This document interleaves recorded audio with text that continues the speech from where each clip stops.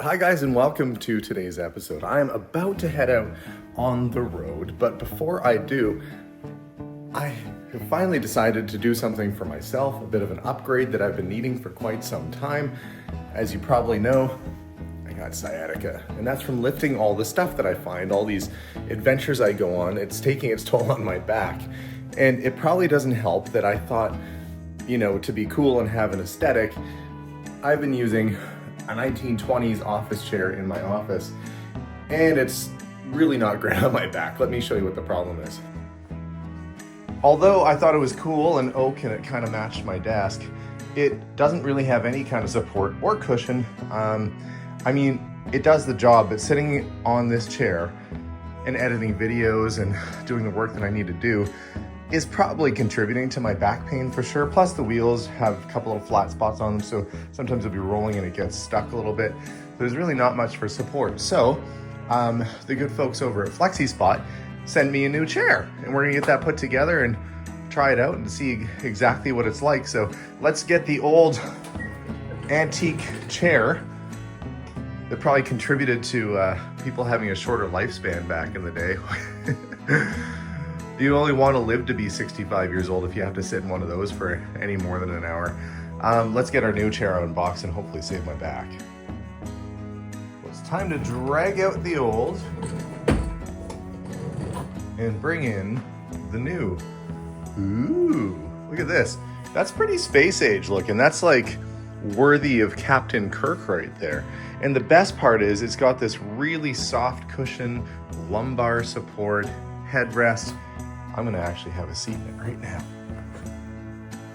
It is legitimately very comfortable. It is probably, I would say it's probably one of the most comfortable office chairs I've ever sat in. And the lumbar support feels like a soft pillow on my lower back. I could literally sleep in this chair right now, which might be counterproductive to me actually getting some work done today. But this certainly is a very comfortable chair. So, glad that I did the upgrade for sure. The other nice thing about this chair is whether you're 5'2" or 6'9", this chair will extend and move and has a really deep seat on the cushion, so it really almost any height can fit in this chair. It holds a capacity of up to 300 pounds as well. Might come in handy after Thanksgiving dinner for me, as you always put on a couple extra pounds. But what a great thing. And you can check out flexispot.com on the website and order yours today. They've got a 30-day money-back guarantee and a 10-year warranty on this chair, so you will be sitting in comfort, worry-free comfort for quite a number of years.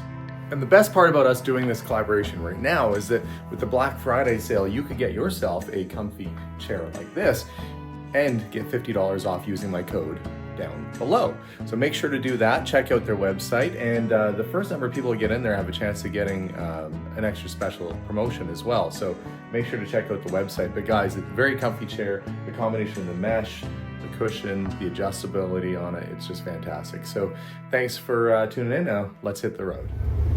Well, good morning everybody, and welcome to today's episode. I am a little bit lost and out in the country today as I'm trying to find a rural property, which I've been invited to this morning, to come and view some of the antiques and collectibles that they have that they want to sell. Now, I don't know what there's going to be, if there's going to be anything much at all, but we're certainly going to do our best to try and locate some treasures today. But I better get myself turned around and find this place, and with any luck, they'll let me film. And we'll see what they got. So follow along today's adventure while we do a little picking, a little scrounging, and hopefully I'll turn up some treasures that I can turn into some cash. Let's go. Well, this must be the place. Looks promising already. I don't know what they're gonna want to sell. That looks like it was a converted fire truck maybe over there. Okay, I'm gonna park here and we'll chat with them and see what they want to do. We are, I guess, starting. Oh, you don't have to take them out one by one. I can have a peek there. Sure. So you brought some coins loose. You've got some silver in here, some US peace dollars, and some silver quarters and stuff. Okay, yeah. Lots of US dollars. Right, and these are not going to be silver, unfortunately. But there's still, there's still people that like these things. It's the ones that have the silver content like these that are going to bring the best value for sure. so no. Okay, so nice little silver set from the Olympic Games. What year was this one? This is 92. 92 Winter Olympic Games. Okay, and you got the certificate and everything there. All right. I assume those are worth the silver value. Oh yeah. And some quarters, which they come loose a little bit, but you got a few early ones in there. Yes. Going back to the 1920s and before. So with the 1913. I bet you probably have the missing quarters could probably Possibly. fill out the book there. Possibly. Okay. Somewhere in here we have a book of silver dimes. Yeah, well, there's some silver There's in a there. couple. Yeah, and this would have been an earlier book too. Look, it's going back to 1858, but a little harder to find those. Mm-hmm. Yeah, Queen Victoria. And the reverse of those is the profile we're not accustomed to seeing. So there's some. I got so excited once I saw one of these books and it was a penny book, and they had one of the rarest pennies in the world. It was in the spot, and I got all excited, but they just put a generic penny in that spot. I've got that in one of these as well. Oh, the 1936 dot penny is a good one. Yeah, I don't have the dot, but I have The 36. A36? Not this one. Not that one. Nope, this one's nickels. I've either lost it or... Oh, those are half dimes is what that would have been. Silver 5-cent pieces. Yeah. Itsy bitsy. Yeah. Okay. Well, all right. So some coins. I had a book of... So you said the barns and the old cars are owned by your second cousin or something? Oh, okay. She's just going to open up the back. And this was her dad's stuff that's left over. And we'll see if there's anything. I'm just going to step up in here. Not a whole pile of stuff, but I see watchmaking supplies, and the crystals are actually in that thing. And that's the press for putting the lenses back in. There's a foot pedal for it. Oh, that's cool. Yeah, and look, here's all the blanks and stuff for putting that in. That's cool. Watchmaker's cabinet. That's a neat piece. Oh yeah, I see the foot pedal down there. So you push that and it goes down and puts your crystal back in. Was he into watches a bit? Absolutely. He's got 2 watch lathes in here somewhere. That desk is empty. Are there watches? Somewhere. Well, there's a box down there that says watch number 1. Yes. Okay. There's a box up here that says watches. Ooh, this might, sometimes you look at the trailer and you go, well, there's not that much stuff in there, but good things can come in small packages. So I am super big into watches. So, watch number 1 says his Bowley lathe with Chuck's spare lathe motor, timer motor, crystal press, 12-volt table light, nut drivers, succession vise? Okay. Suction vise. Suction vise, all right. G5 wire, watch back remover device, crystal remover, and something I can't read. Okay. Yeah, this looks like it's mostly parts, but there's some extra straps and bands and gears and bits and pieces in here. I have some pocket watches at my house. Okay. In the city. So I didn't think to bring those. I'm not sure if he's ready to part with those. Okay. Seiko dials.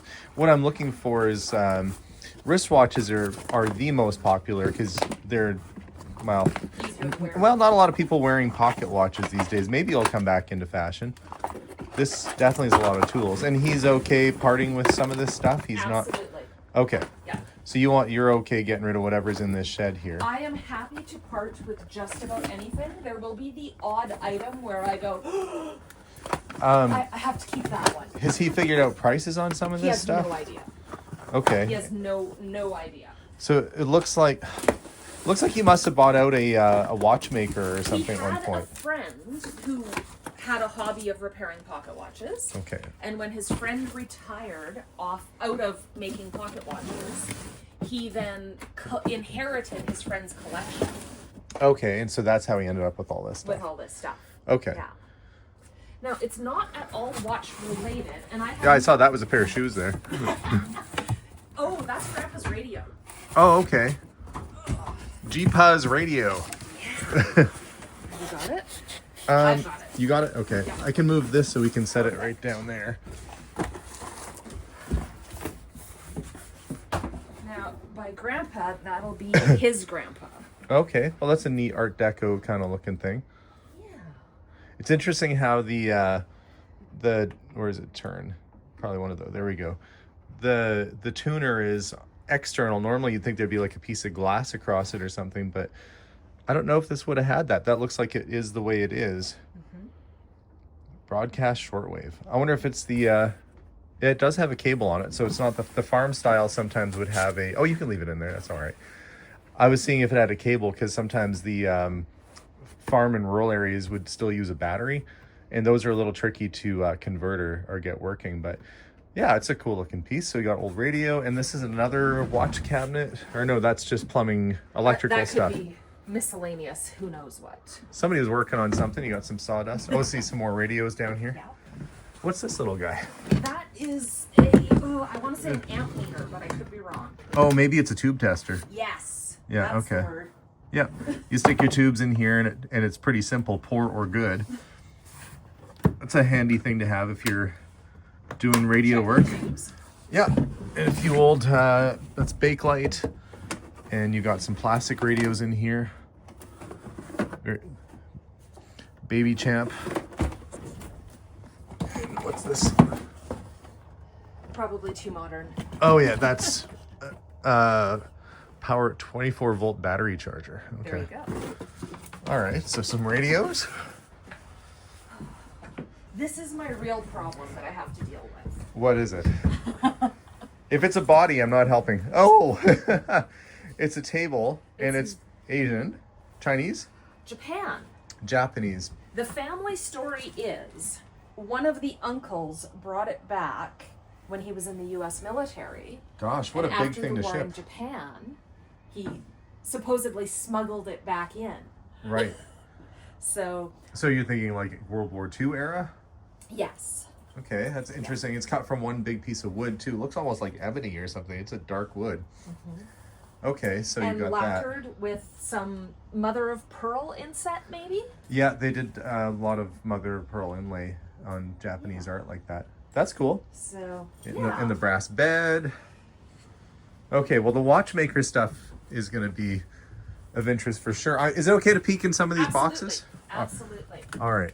You got some tools. Yeah, I'm I've gonna. got a 1980s era ham radio in the banana box. Okay. Does it have 1980s people at the other end of it? I don't think so. Might be late 70s, early 80s, something like that. I'm gonna have a peek in these boxes marked watch Sure. stuff. So that's the okay, there's some watch parts here. There's going to be lots of watch parts. I feel like this is gonna be the stuff that's of interest to me. It's gonna be the watchy stuff.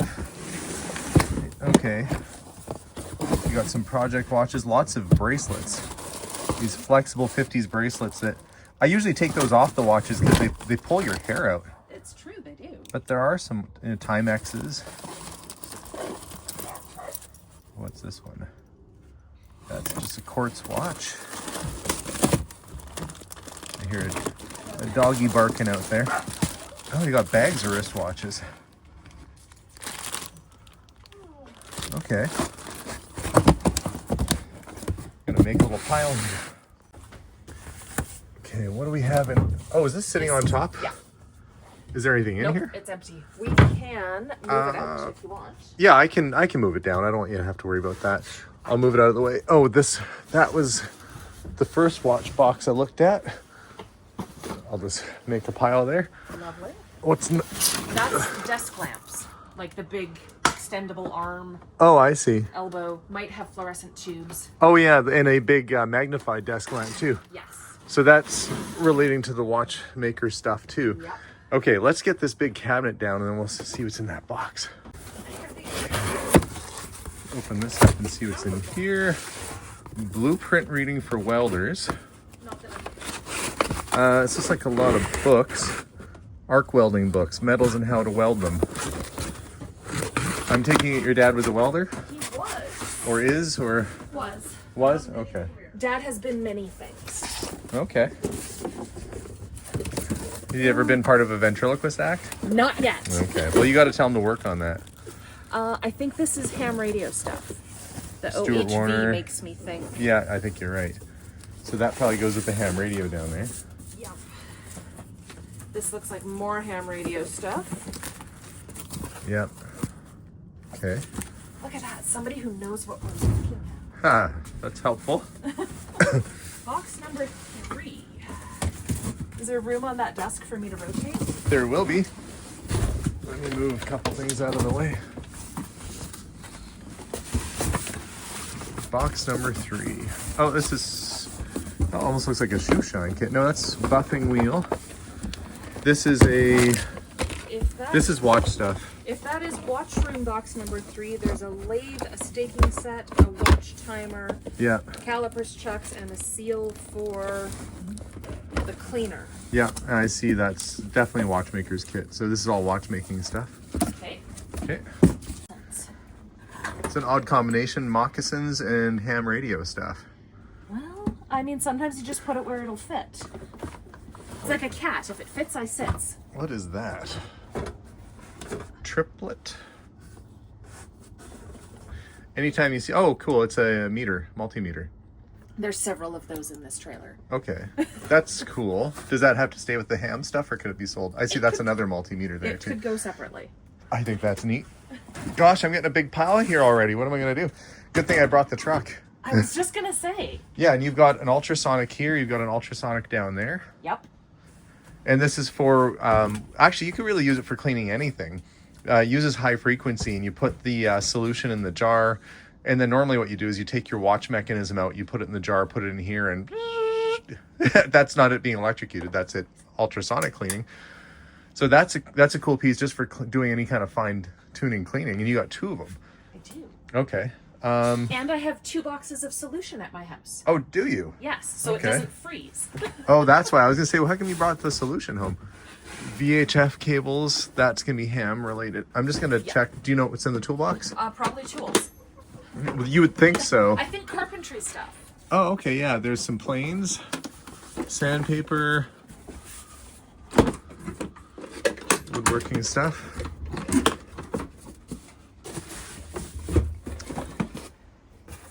I thought you were going to be neighbors with my friend Josh. He lives out this way. This is box number 9. Box number 9. It looks like it's watch parts. Washroom, box number 9. Plastic bins and parts. And parts, yeah, that's what it is. Okay, we'll keep that together with the other watch stuff. I didn't know there was gonna be so much watch stuff. Oh yeah, mind your step. Oh, I would feel bad if me piling the stuff here caused somebody to trip. every time we're out here, it's an obstacle course. Yes. Okay, that looks like a lot of paperwork. I don't. Is there a label on that box? It just looks like some book. It just says something electrical, CB electrical. So I'm guessing it's paperwork related to the CB. What do we have in the box here? Well, there was mice at one point. That is grease guns Okay. inside denim legs. And then this box is old food stuff that needs to go in the garbage. Old food stuff. Yeah, like cans of beets and things that he thought okay. he was going to come back and eat again, but How long has he been gone for? well, he's been in Mexico since before COVID, so Oh, okay. So he just had time to get rid of the stuff. yeah, he's finally accepted. He's probably not coming back to Canada, and he's definitely not coming back in a capacity that he could tow this away. Right. So is this his trailer then too? Yes. Yeah. You know, I'm looking at the stuff, but I should be looking at the trailer itself.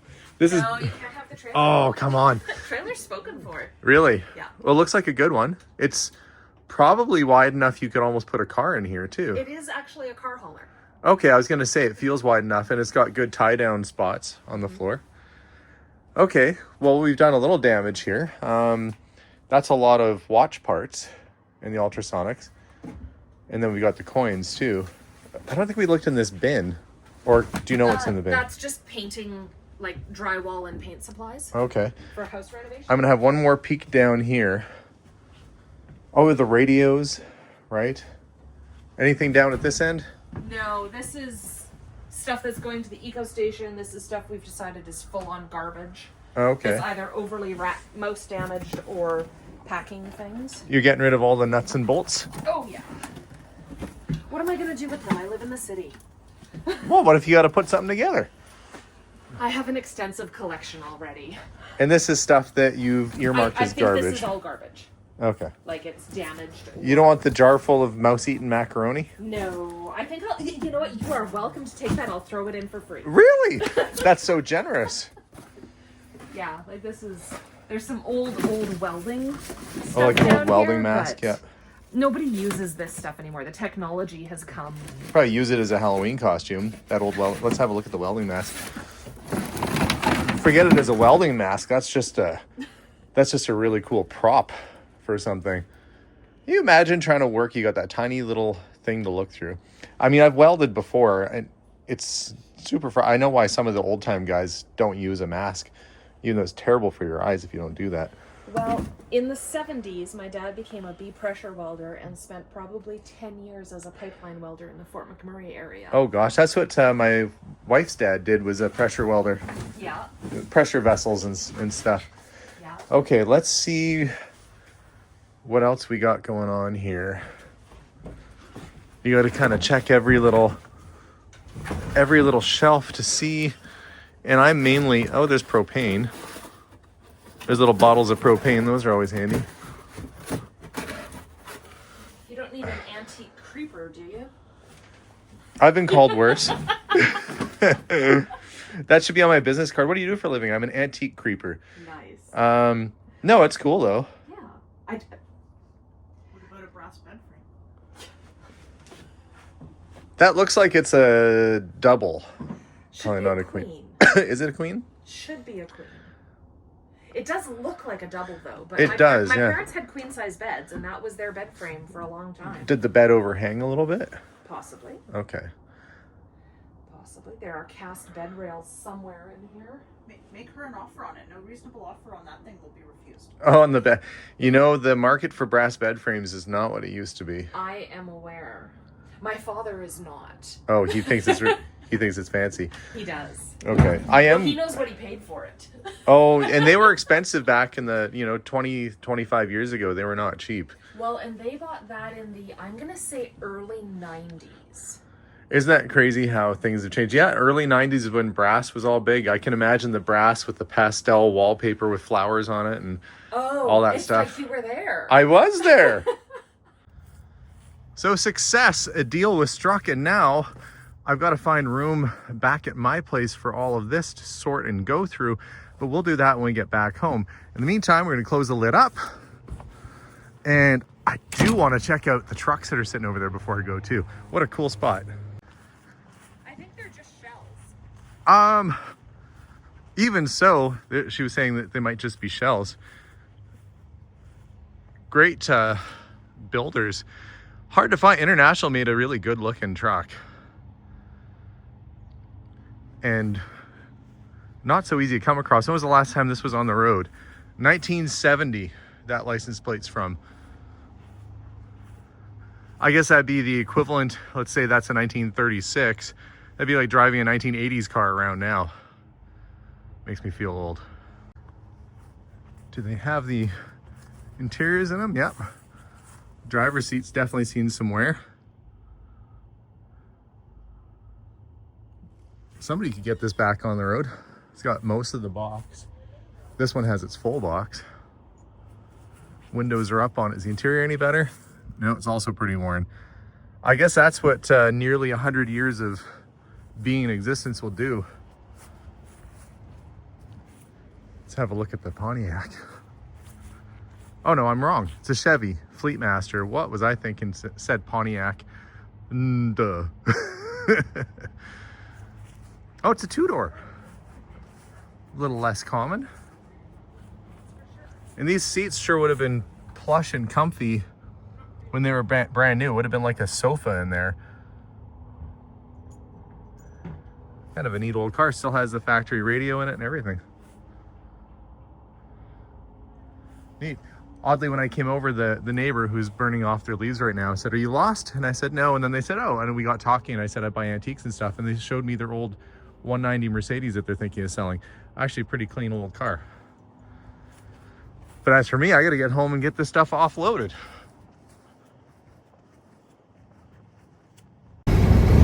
With the deal struck, I'm on my way back to my house where I'm gonna offload and we'll dig through the boxes.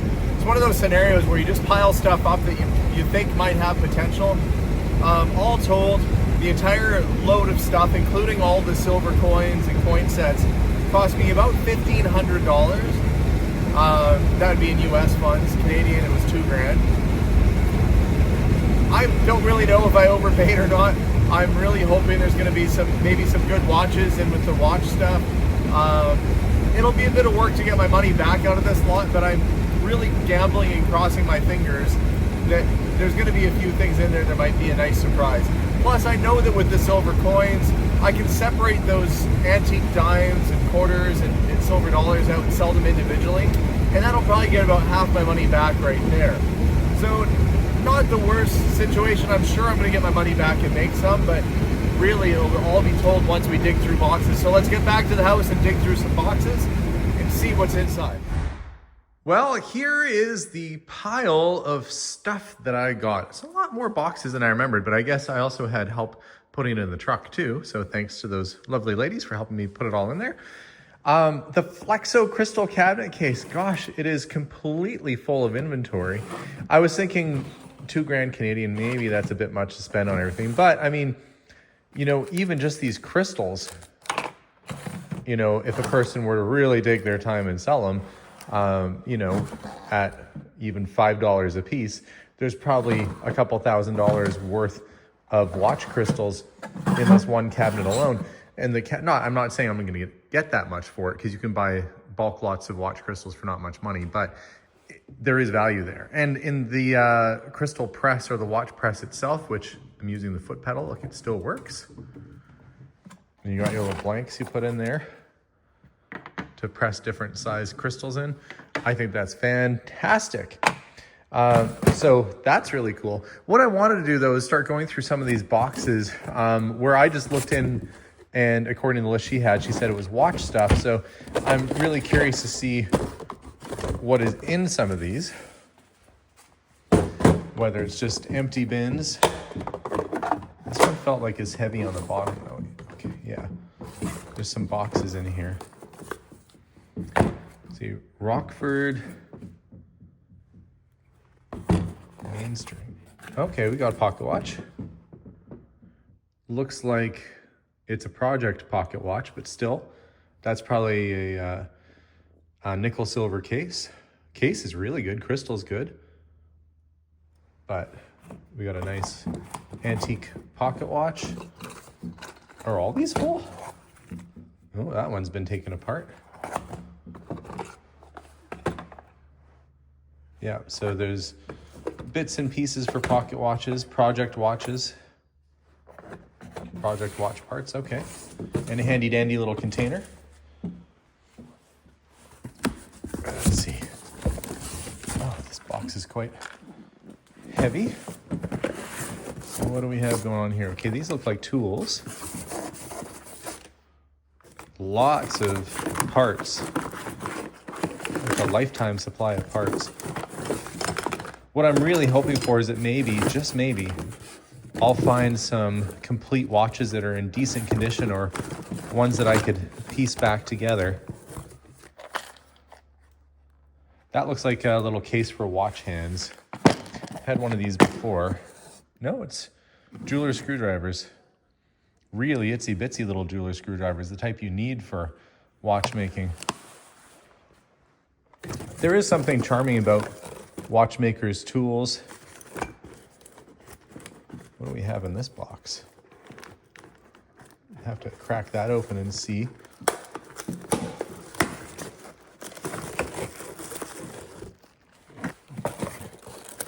What is this?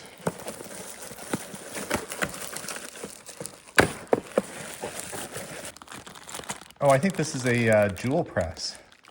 Like for pressing new jewels into a watch. I could be wrong. Somebody watching at home probably knows better, but more watchmaking tools. I was kind of hunting around for this box. This is one I saw when we were in that trailer.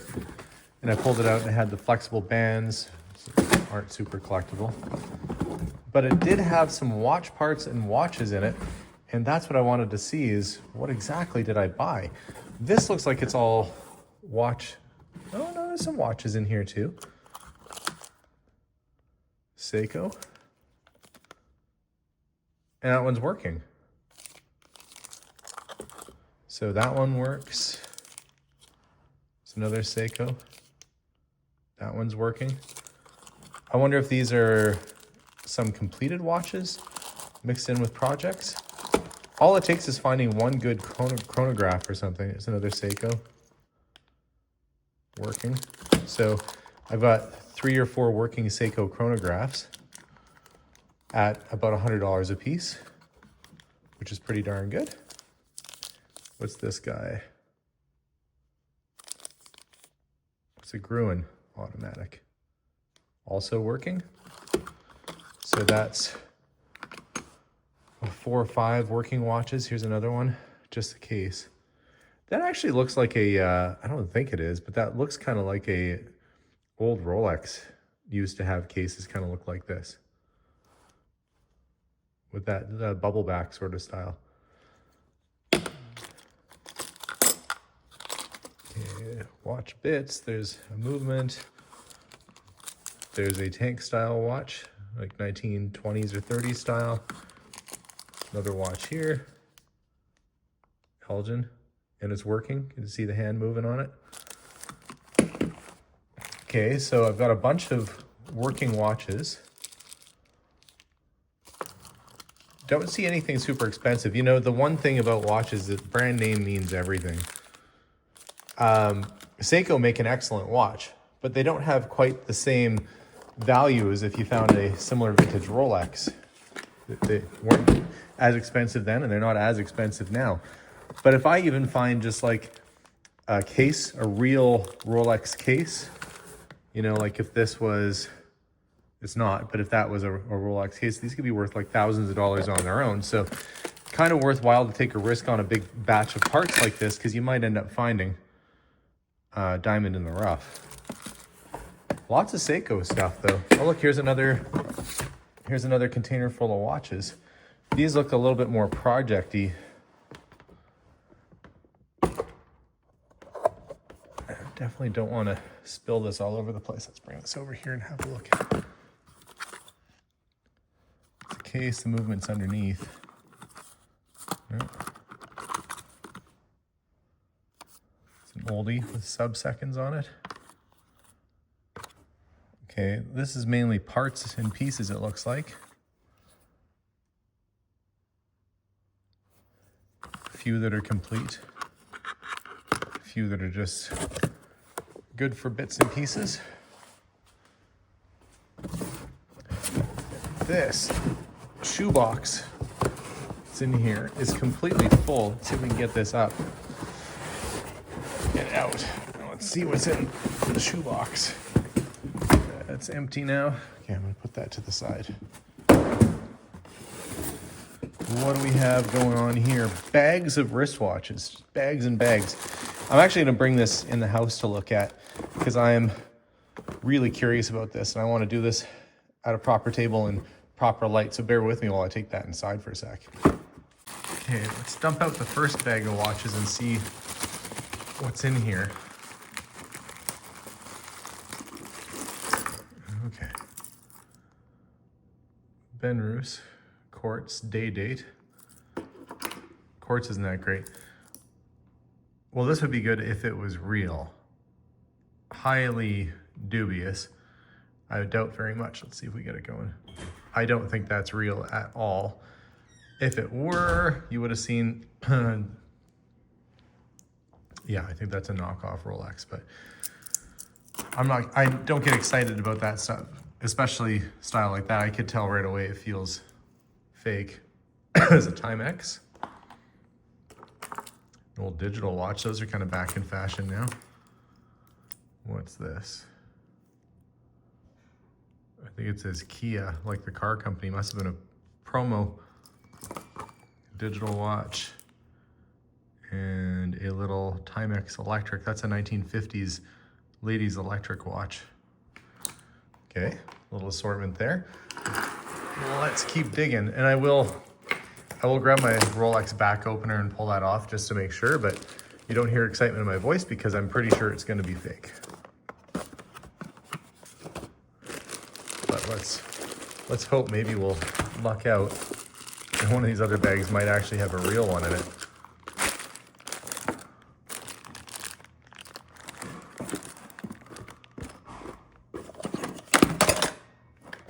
That one's all wrapped up. It's one of the only ones wrapped individually. What is it? It's a Gruen Precision Electra. 1950s Gruen electric. 50s or 60s. 60s maybe. Good shape. See why he had it wrapped up. See if we can't find a battery for that and make it go. Another bag here.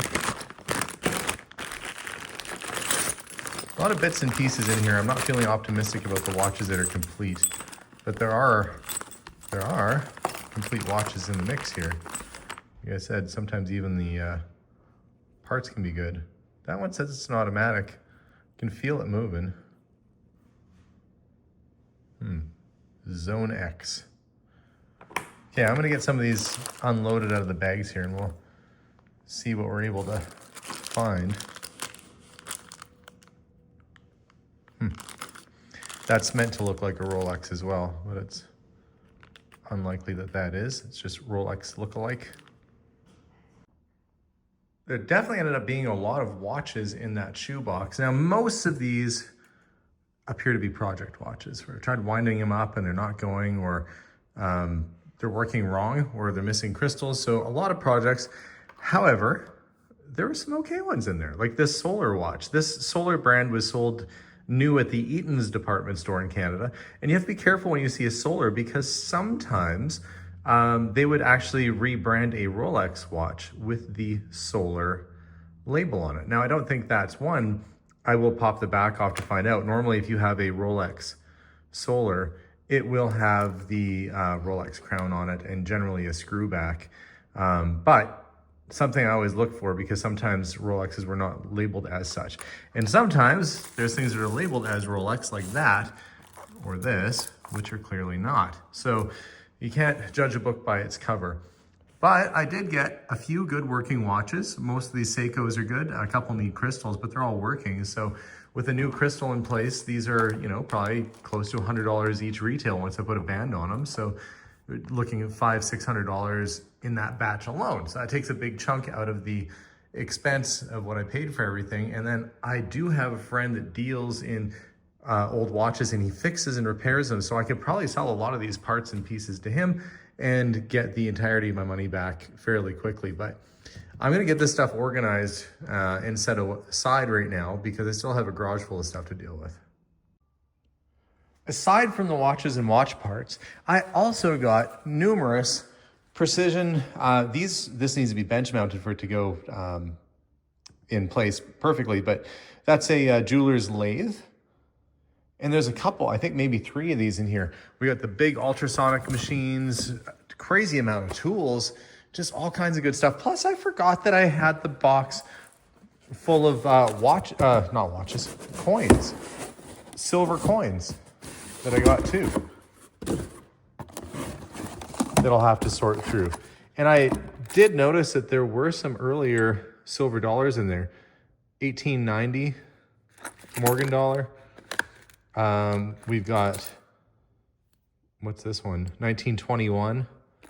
So who knows what I'm going to find in here too. Just a really great haul of stuff. And this ought to keep me pretty busy for a while. Oh, and of course, all there's 4 or 5 antique tabletop radios. I think after assessing all this, we'll do just fine. Well, that's it. All kinds of good finds. Got all those watch crystals, the crystal press machine with all the drawers, 3 jeweler's lathes, which ended up being worth about $1,000 Canadian each. Well, about 650 US, so just under $1,000 Canadian each. But what I'm excited about is all the watches I got that were working. So there's all kinds of good vintage watches in here that I should have no trouble selling.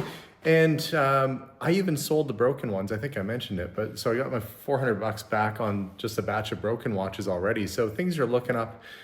Don't have that much farther to go to get myself out of this and hopefully into the profit zone. So guys, thank you very much for watching today's episode. Make sure to subscribe if you haven't done that already. And as for me, I've got sorting, cleaning, and selling to do. So don't forget to check out flexispot.com as well. And you can use our code 24BFC like Charlie and then the number 7 to save yourself $50 off of one of these chairs. Why not treat yourself to a comfortable workstation this year and enjoy the time and space that you have, because you're worth it, aren't you?